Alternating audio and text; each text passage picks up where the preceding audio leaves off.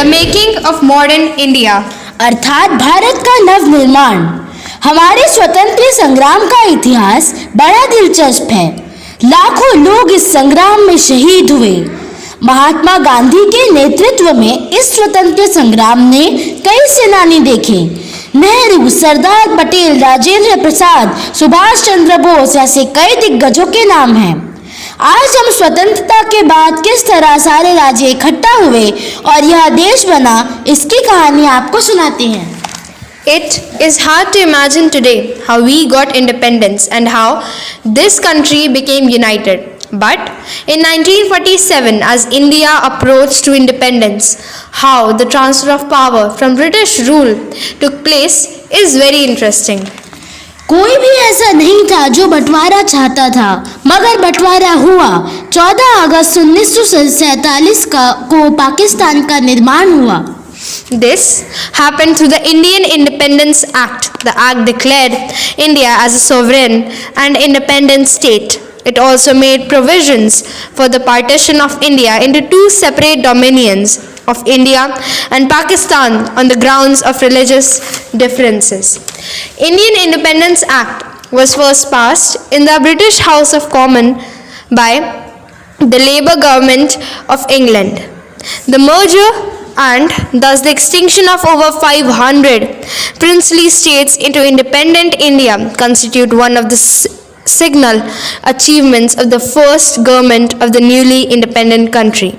The lion's share of the credit of effecting this relatively seamless integration of these states using a mixture of conciliation and coercion goes for Sardar Vallabhbhai Patel. On 14th August 1947 midnight, India was declared independent.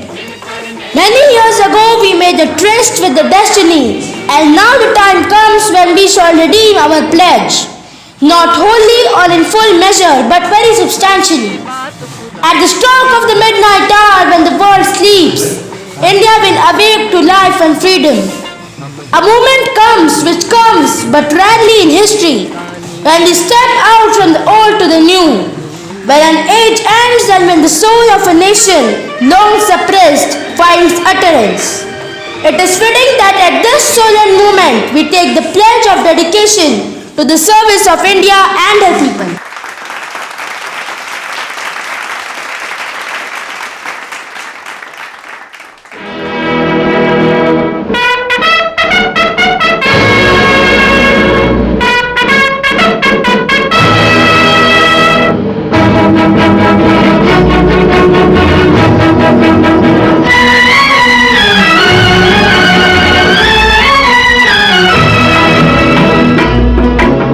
अपनी आजादी को हम हरगिज मिटा सकते नहीं। अपनी आजादी को हम हरगिज मिटा सकते नहीं। सर कटा सकते हैं लेकिन सर झुका सकते नहीं। सर झुका सकते नहीं।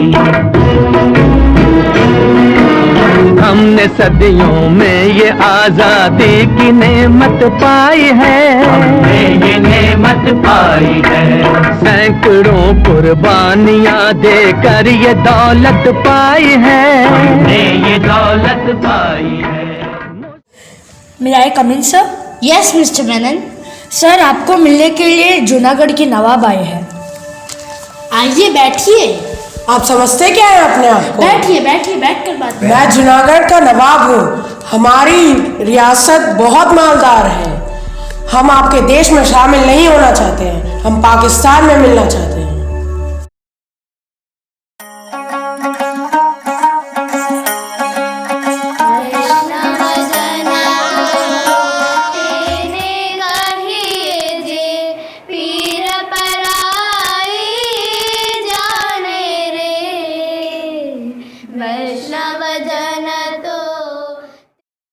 नमस्ते बापू। आइए आइए सरदार, बैठिए। आपके कहने के मुताबिक संविधान सभा के अध्यक्ष राजेंद्र प्रसाद बन गए हैं और ड्राफ्टिंग कमेटी के चेयरमैन का पद बाबा साहेब अम्बेडकर को दिया गया। चलो अच्छा हुआ। डॉक्टर अम्बेडकर का गठन भारत के भविष्य को उज्जवल कर देगा। भारत को अब एक परिपूर्ण संविधान मिल जाएगा।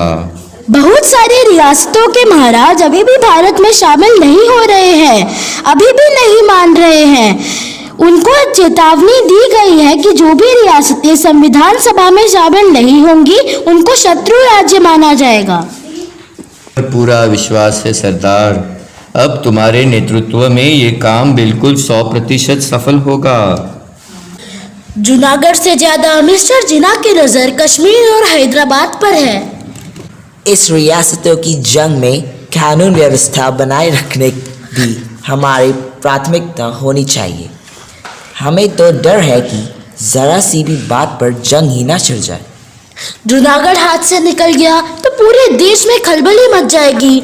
मैं वीपी मेनन को इसके बारे में बोलता हूँ, फिर भी नहीं मानते तो हमारे आगे एक ही विकल्प बचता है, फौज। जूनागढ़ के नवाब मानने को तैयार नहीं, मगर फौज के आगे नवाब को हमारी बात माननी ही होगी।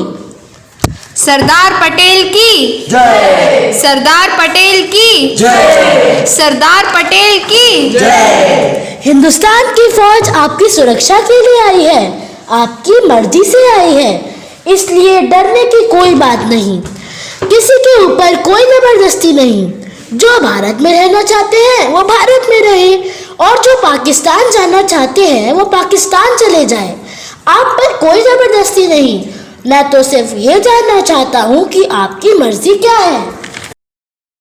भारत की एकता को मजबूत कर लोकतंत्र को विकसित करना बड़ा कठिन था।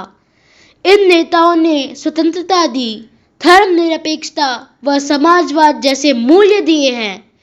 इनको संजोए रखना हमारी जिम्मेदारी है। भारत के पुनर्निर्माण का कार्य बहुत बड़ा था। अंग्रेजों के चले जाने के बाद 565 अलग अलग राष्ट्रों को एकता के धागे में पिरोया। इस तरह कश्मीर के हरि सिंह, जूनागढ़ के नवाब व हैदराबाद के निज़ाम, इन तीनों राजाओं को सरदार पटेल के दृढ़ निश्चय के आगे झुकना पड़ा और ये तीनों राज्य भारत में शामिल हुए। आज हमारा भारत एक सफल लोकतंत्र है।